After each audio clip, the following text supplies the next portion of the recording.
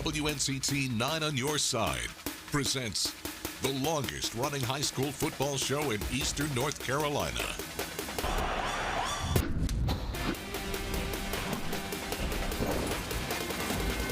This is Brian Bailey's Touchdown Friday, presented by Bojangles.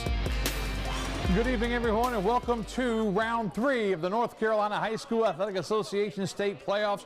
We are now at the halfway point on our road to the state finals. Up first tonight, great matchup down in Duplin County. Top seed James Kenan and the Ayden-Grifton Chargers. Dense fog descending upon Warsaw and just about everywhere in eastern North Carolina tonight. Tigers had their eyes on the end zone. JK up 27-19 just before the half. Eli Avent rolls out, hits Cito Zalea for the touchdown. Extra point no good, 33-19 Tigers at the break. Second half, James Kenan went right back to their reliable ground game. Talil Pearsall around the right side for another Tiger touchdown. James Kenan up 21. Tigers kept their foot on the gas. Jeremiah Hall breaks off the long run to the end zone, puts it away. The fans excited to be home again next week as James Kenan knocks off Ayden-Grifton 54-26. Our Zach Kaplan has more from Warsaw. Bailey, someone had to emerge from the fog here tonight in Warsaw. It was dense, practically blanketed the field at times in this game, but it is James Kenan who holds home field, wins at 54-26. They'll be right back here at home next week. Just continue to be able to score. Man, some of our running backs just had a night tonight. So, and I told them, I said, boys, after playing Wallace, we kind of needed to get our mojo back in our double wing, stuff, kind of our ground and pound, and so I think tonight they were able to do that. Hey, this is huge. We wanted to get this one big one. We always want to be playing on Thanksgiving, so that was our big goal, and we're luckily doing that next Thursday morning, so we're happy about that. We start trusting each other and, just do what we do best and keep playing. 54-26 once again is our final. James Kenan moving on. They'll be right back here at home next Friday night. As for who they'll play, it's the winner of Farmville Central and Martin County, and for that result, Brian, we'll send things back to you in the studio. All right, nice job as always. And as you said, they get the winner here. Farmville Central, Martin County. Farmville Central up by 1 in the first half. Changes to start the third. Pete Moore for the Gators drops back, finds Jordan Mathewson across the middle, breaks tackles, powers his way to the end zone. Gators in front 20-13 after the 2. Looking to score in the red zone, B.J. Gardner pulls it in, tries to throw it over the middle, picked off by Kamari and Larry of Martin County. Gators forced to punt. It's blocked. That's a 2. A safety. Back in the red zone, the Jaguars go. Gardner keeps it this time, and he scores to make it 21-20. And then after a long drive, Gardner again, and Farmville Central is going to win it 28-20 to advance to take on the top seed James Kenan. Jags coach Ron Cook after the win. It's huge, that's especially for the community. We haven't been here this round since 2014, and now we're going on the 4th round. And all offseason, people ask how you think we're going to be, because I believe we were definitely getting overlooked. And I said, we'll be fine. I tell you, this senior class is special, and they're showing that. This is my second senior class since I've been hired, but it's the first one that brought back our JV program. They've been through a lot. All right, on the other side of the bracket, Kinston, the 14 seed at Pasquotank up in Elizabeth City. On the kickoff, watch this play. Xavier Kroon fields it, heads up the middle. We've got a scrum. Somehow, the ball squirts out, the whistle never blows, and the Vikings get it down inside the Pasquotank 35-yard line. It was that kind of night for Kinston, and the Vikes would cash it in. Genesis Wiggins powers in for the touchdown. Vikes looking good on the road. And then Tyler Jones, the fine Kinston quarterback, back to pass, fires deep, hits big Brennan Chambers for the touchdown. Thanks to my good buddy Bram Anderson for the video. Did a nice job, didn't he? Kinston over Pasquotank 34-20. Kinston heads back to Elizabeth City next week to play the 7 seed Northeastern. All right, to the 2A East bracket now. We're undefeated Tarboro, the top seed. Tonight, the Vikings welcome in number 8 seed Hobden to town. The Vikings cruise again, as you would expect. They win the coin toss. They choose to go on defense first, deferring to the second half. Amir Tate on the end of the round for the Wildcats, but is snuffed out by that Tarboro D. 3 and out. Vikings first play on offense. Cameron McDowell Moore gets the carry, finds the hole. He's gone. Defense won't come close. Vikings up 6-zip. Another 3 and out. Tyler Powell on the toss to McDowell Moore. Trick play, gives it to Jalen Farr McNair, and he makes his way through defenders to the house, and the Vikings move on and advance, and they win it and win it big. 47-12 was that final. They'll take on East Bladen in the next round. Also in the 2A bracket, classic between 6-seed Edenton Holmes and 3-seed North Duplin. First North Duplin drive. Looks like the play was dead to rights, but Carroll Phillips cuts it back and he's gone. The long touchdown opens things up for the Rebels. After a defensive stop, North Duplin trying to pad that lead, but Edenton's Noah Browder blows it up in the backfield on 4th down, and the Aces will get the ball back 2 plays later. Holmes quarterback Mason Byram on the keeper takes off for a big gain down the sideline, and that would set up Edenton nicely. First play of the second quarter, the Rebels turnover on downs. Holden Williams makes the tackle short of the line to gain. This game would go to double overtime before we had a winner. Edenton would win it 34-28. The Aces move on to the 4th round. Other 2A state playoff action, Warren County beat East Carteret, so Warren County gets Edenton next at Warren County. Manio falls to East Bladen, so East Bladen, the 4th seed, takes on the top seed, the Tarboro Vikings. Let's take our first break. Coming up next, the 8-man football championship in our state. Cary Christian and Parrott Academy in the title game. Touchdown Friday is back after this.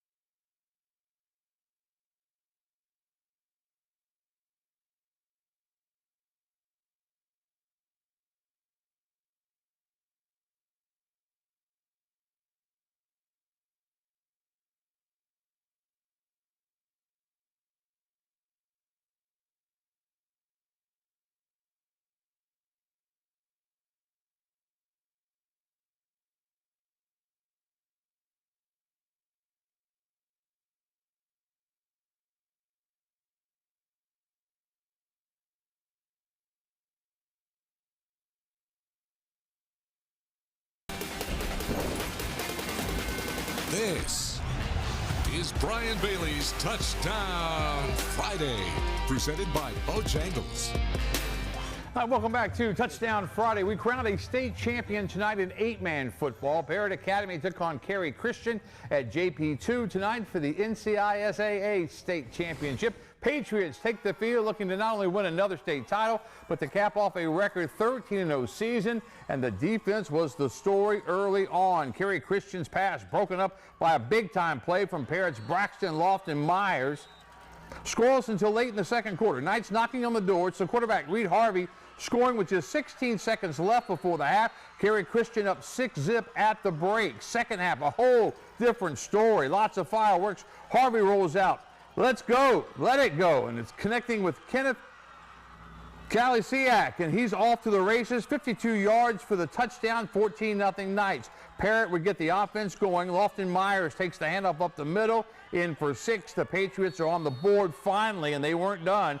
Fourth quarter now, it's 21-6. Christian Stimson hits Ben Barrett over the middle, and he is gone. That's a 62-yard touchdown to bring Parrott within a touchdown. 21-14 after the 2-point conversion. They'll complete the comeback. Stinson, the keeper. He's in to make it 21-20, and the Patriots will go for 2 and the lead. And what a play call. Stinson to Barrett again. And he will be wide open in the end zone to put Parrott in front, 22-21. The fans can feel it. Kerry would turn it over, and the Patriots add an insurance score late to make it 24 fourth quarter points. The Patriots state champs. They win it 30-21. Parrott has now won more 8-man state championships than any other school. It's their 5th state title, and the celebration was on. This team never quit. You know, when the odds were stacked against us all year, they just kept fighting and kept fighting. And you know, when you keep fighting, good things happen. The big-time players make big-time plays when it gets tough, and these guys do it. No doubt, state championship. We'll take the other stuff at the state championship. Rings is what matters. I'm just proud for these seniors. I love these guys. They were 2-6 as a JV team their 9th grade year, and to finish like this, just love these guys. Proud of their effort.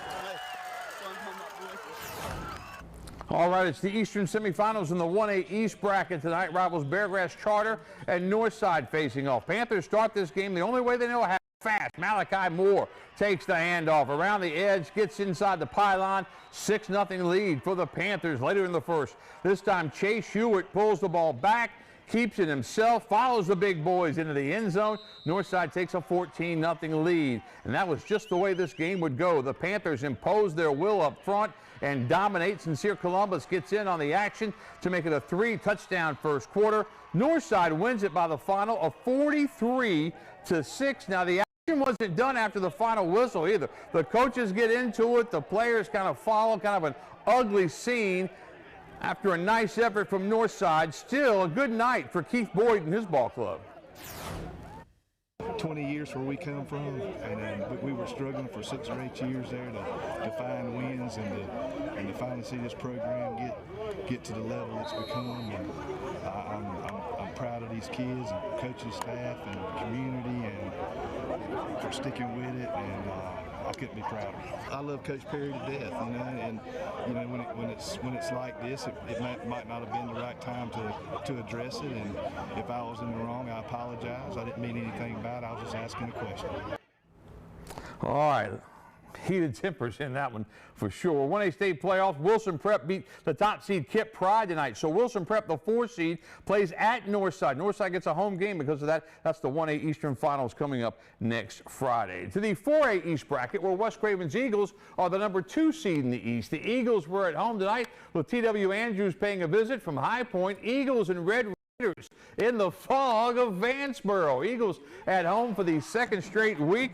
And did we have some fog, some man-made and some from nature. T.W. Andrews opened the scoring. Brandon Sturdivant barrels in for the touchdown, tackle on the 2. Red Raiders up 8-zip. Eagles came back. DJ Davis over the middle to a wide open Caden Seamster for the touchdown with the 2. Eagles had tied it 8-8. And then the fog really rolled in. The Eagles are going to score here. They're going to run it to the right. You'll have to trust me because you certainly won't see it through that baby. It's 16-8 with that 2-point conversion. The Eagles defense then makes a play. Seamster picks off the pass. He's got the INT, and the Birds set the score again. DJ Davis calls his own number and goes in for the touchdown. West Craven led it 23-8. They win it 30-14 was that final, and they will take on the winner of our next game, Southwest Edgecombe and East Duplin in that 4A bracket. The 3 seed, East Duplin, looking to move on against the 11 seed. They were favored, but Southwest Edgecombe is going to pull off the stunner. Cougars struck first. Devion Mayo Jr. connects with Keonji Hopkins for the touchdown. They're up 6-zip. The Panthers answered immediately from Branson Norris to Sean Davis, 9 yards. Panthers, 7-6 lead. Cougars respond with a highlight play of their own. Justin Bridgers hauls in a spectacular catch. Check it here. He's going to come up with it. Got it.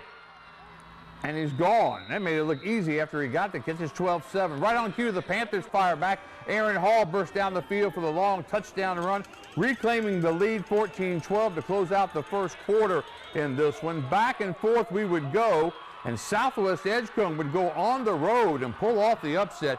They beat East Duplin 44-41. Southwest Edgecombe at West Craven coming up next week. All right, North Pitt made the trip to Lexington to play Central Davidson. North Pitt was down at the half, 21-6. North Pitt playing catch-up. Quarterback Bryce Cox hits Devon Hudson, 20 yards on the gainer there.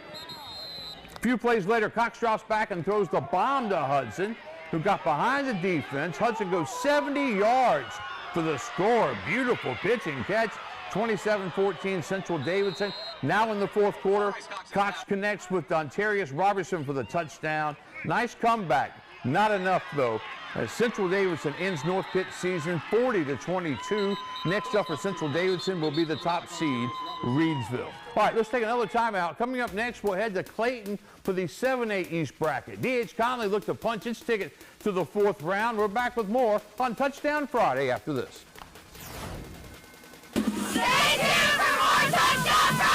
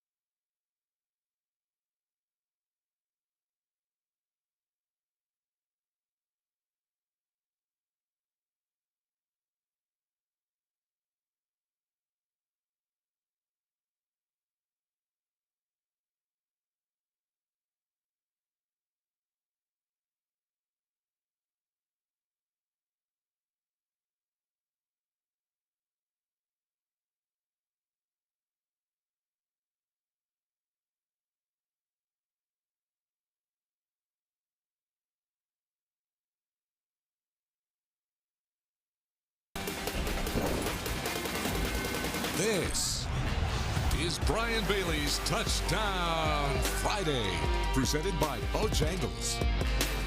All right, welcome back to Touchdown Friday, this third round of the state playoffs. We move now to the 7A East bracket, where Conley made the trip to Clayton tonight. Vikings in the comments for a berth in round 4. And here we go.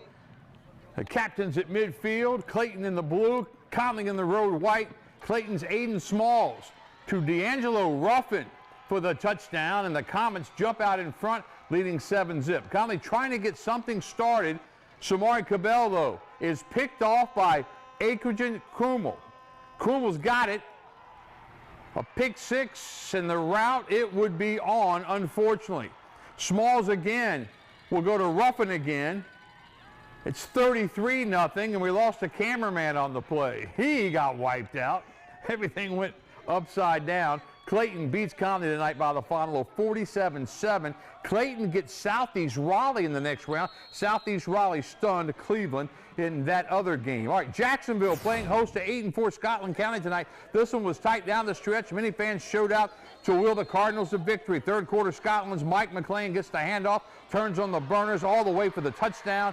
Big score in the Fighting Scots comeback effort later in the fourth. Keeper by Anthony Washington's got the touchdown. Amari Pearson did punch in for 2. Cards led at 35-28. Just under 2 minutes to go now. Scotland driving. They score on 4th and goal. McLean again. And now we're going to go for 2. Scotland County is, and the win. Here's the 2-point conversion. Little trickery. The throw goes to the end zone, but Dominic Williams is there for the pick. Jacksonville survives 35-34 the final. Yeah, our kids didn't quit. They just focused on the next play and doing their job, and we did a good job and was able to pull it out in the end. Another good team capable beat us. We got to make sure we get better through the week so we can try to come out with another one. All right, to the 5A East bracket now, which is dominated by teams from the Coastal 5A 6A Conference. Havelock, Croatan, Northside, Jacksonville all shared that title this season. All three were still alive in round 3. Havelock looking to come in as the visitors and get revenge on the Cougars, who beat them already this year. Let's jump to the second half, where thanks to this carry from Zyking Patillo, the Rams retake the lead and go up 14-10. Croatan would add a field goal to trim the lead. Havelock would once again one of the few pass plays on the night. Caleb Montaigne finds Lloyd Jones over the middle. He does the rest of the work, crosses the goal line. Rams go up 21-13 late in the third. Croatan not done though. Robert Holmes pushes the pile at the goal line and scores. Croatan would fail on the 2-point conversion, so they're still down 2, 6 minutes left. Cougars stop Havelock on their final drive, get in field goal range, and the guy's been making plays with his arm all day, saves the season. Cannon McBride nails the kick with under 20 seconds to go, and the Cougars stun the Rams. 22-21 would be that final.